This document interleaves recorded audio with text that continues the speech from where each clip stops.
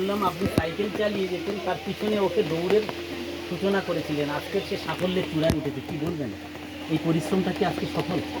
না, এই পরিশ্রম তার সফলই হয়েছে, মানে যে কষ্টের ফল অনেকটা আগিয়েছে। তো আমি চাই, আমি বেশি কিছু বলবো না, আমি চাই ও ভারতের জন্য, দেশের জন্য আরও কিছু করবে, করলে আমার মনটা গর্বিত হবে। আজকে মন্ত্রী আপনার বাড়িতে এলেন। হ্যাঁ, আমি তো কোনোদিন ভাবতে পারি না আমাদের ছোট্ট ভাঙা পরিবারে আমাদের মন্ত্রী মধ্যে আসবে। তো আজ এসেছে আমার এই মেয়ের জন্য। মেয়ে যে দেশে উজ্জ্বল করেছে তার জন্য আমিও গর্বিত, এবং আমি আশা চাই যে আগামী দিনে আরও এগিয়ে যাক খেলার মধ্যে থেকে।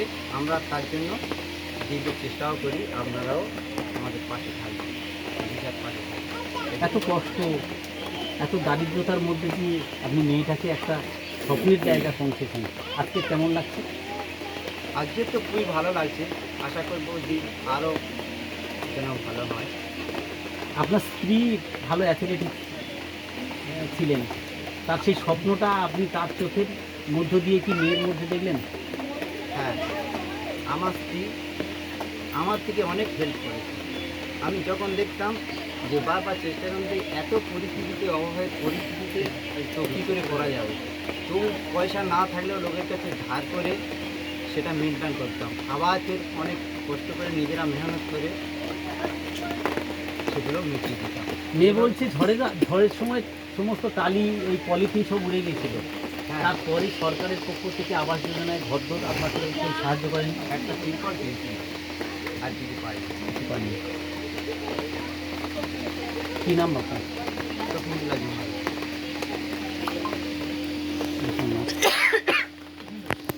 পায়ে চলতে চলতে আমি পৌঁছে যাবো। এই যে আপনারা যে গানটা শুনছেন, আজকে সত্যি সত্যি আপনার মেয়ে ছোটো পায়ে চলতে চলতে আজকে পর্বতে চূড়ায় উঠে গেছে। এর পিছনে নাকি আপনার অবদান সবচেয়ে বেশি। আপনি নিজে খেলাধুলো পছন্দ করতেন, আপনার সেই স্বপ্নটা পূরণ হয়নি, তার জন্য আপনি মেয়ের চোখ দিয়ে সেই স্বপ্নটা দেখলেন, সফলতা পেলেন। কী বলবেন? আমার স্বপ্ন ছিল এর বলুন। যে আমার স্বপ্ন ছিল যে আমি একজন অ্যাথলেটিক হয়ে দেশে যাব, কিন্তু সেটা পারিনি। পরিবেশ পরিস্থিতি যাই হোক, মানে পরিবেশ পরিস্থিতি যাই হোক, আমি পারিনি।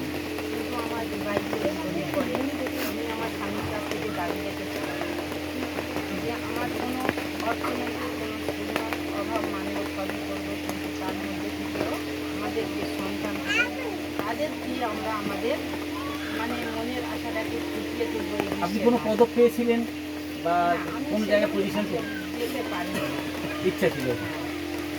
খেলাধুলায় ভালো ছিল? কলেজে মেডেল ছিল। হ্যাঁ, আমার কলেজ পর্যন্ত আমার মেডেল ছিল। আমার মেয়ে তো শুধু রান করে, আমি লং জাম্পও করতে পারতাম। হ্যাঁ, 400 মিটার 800 মিটার আমি খেলেছি। আমি শর্ট পাটও করতে পারতাম। আমার ইভেন্টগুলো করিয়েছিল, কিন্তু দুর্ভাগ্যবশত সেটা করতে পারিনি। তাই আমার স্বপ্ন এখনও আমার মনে জাগে যে আমি এখনও যেন মাঠে ছুটতে পারি। সেই এটা আমার মেয়ের মধ্যে দিয়ে আমরা সেটা ফুটে তোলার চেষ্টা করছি। মেয়েকে বারবার বলেছি যত অভাব দুঃখ কষ্ট যাই আসে স্ত্রীর লোককে আমাদের কিন্তু খেয়ে যেতে হবে। তাই আমার মেয়ে অন্য কোনো ছেলে মেয়েদের মতো অবাধ্য হয়ে যায়নি, আমার প্রতিটা কথা শুনেছে মেনেছে, অথচ অভাব দুঃখে নিয়েও সে তার লক্ষ্যে পৌঁছানোর চেষ্টা করেছে বা এখনও করে। আশা করি আমার যে মেন উদ্দেশ্য যে বিশ্বের মাঝে হাজারটা তারকা হয়ে থাকবে, আশা করি এটাই আমার ভারত, আমার জন্মভূমি একটা গৌরবের দেশ হয়ে বিশ্বের মধ্যে থাকবে। কী নাম আপনার? আমার নাম শিক্ষিকা।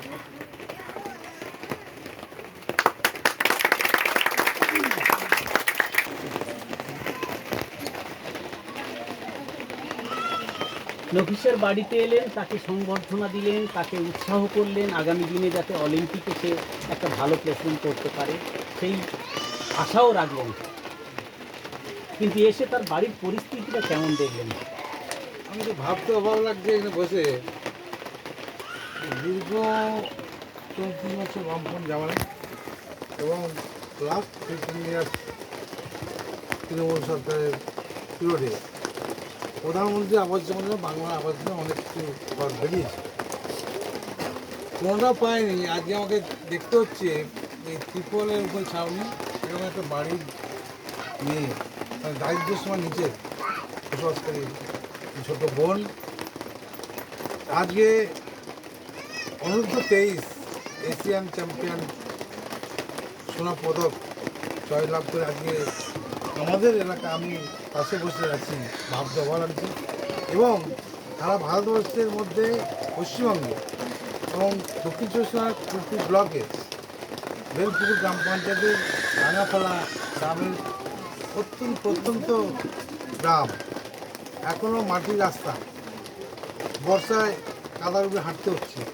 সেখানে একটা গ্রামে কতটা স্ট্রাগল করলে, কষ্ট করলে আজকে এই বোনটা এই জায়গা থেকে আমার জয়লাভ করে আনতে পারলো, তার জন্য আমি খুব আনন্দিত, গর্বিত মনে করছি এখানে আসার পরে। এবং পরিবেশটা দেখার পরে আমি আমার মুখ্যমন্ত্রীকে বলবো, খুব শীঘ্রই প্রধানমন্ত্রী আবাস যোজনা যে কোনো, আবার বাংলা আবাস যোজনা যে কোনো প্রকারে ওনার বাড়ির দিকে একটু নজর দেয়, এবং যাতে বাড়িটা মাটি তাদেরকে মনে হয় অত দূর বলারও প্রয়োজন হবে না। আপনি বিডিও সাহেবকে যদি বলেন, তাহলে বিডিও এসডিওকে যদি বলেন, তাহলে অন্তত বাড়িটা দেখে আবাস যোজনার শুধু বাড়ি আওতায় নয়, আসবে এবং 2 কিলোমিটার রাস্তাটা 2 অন্তত কিলোমিটার পাবে। যে রাস্তা, রাঙাপাড়ার যে রাস্তাটা, হ্যাঁ, এই রাস্তাটা দেখে আমার খুব কষ্ট হচ্ছে।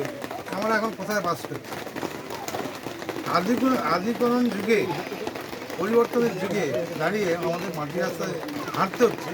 ভাবতে ইটের রাস্তা তো এতদিন হয়ে যাওয়া উচিত, মাটি না থাক, ইটের রাস্তা হতে হবে। ঢালাই রাস্তা না হোক, পিছিয়ে রাস্তা না হোক, কেন ইটের রাস্তা এতদিন হলো না? একটা কথা আছে, নারীর আপন ভাগ্য জয় করিবারে কেন নাহি দাও অধিকার। এবার আমি সে আজকে মনে নিজের করছি অধিকার নিজে আজকে ছিনিয়ে নিল। এই পয়েন্টটার জন্য এই যে রাস্তাটা নতুন করে নির্মিত হবে, আমি বলবো, আবেদন রাখবো বিডিও বা পঞ্চায়েতের, এনার নামেই এই রাস্তাটা হোক। আগামী দিন নফিসার পাশে আপনি কিভাবে থাকবেন? দেখুন, আমি একজন একটু আগে সুন্দরবনের বললাম, মন্ত্রী হিসাবে সুন্দরবনের গর্ব। সবসময় আমার ফোন নাম্বার দিয়ে যাবো, কন্ট্যাক্ট নাম্বার দিয়ে যাবো। এবং আমার এখানে থেকে ঘোষণা করে যাচ্ছি, আমি এই যে মন্ত্রী বিধায়ক হিসাবে একটা ভাতা পাই, 1 মাসের ভাতা যেটা পাই আমি আপনার অ্যাকাউন্টে ট্রান্সফার করবো আগামী সপ্তাহের মধ্যে। তার সাথে সাথে ওই টাকাটা আপনি কি ওর, যাতে আগামী দিন ওই খেলা পাশে যায়।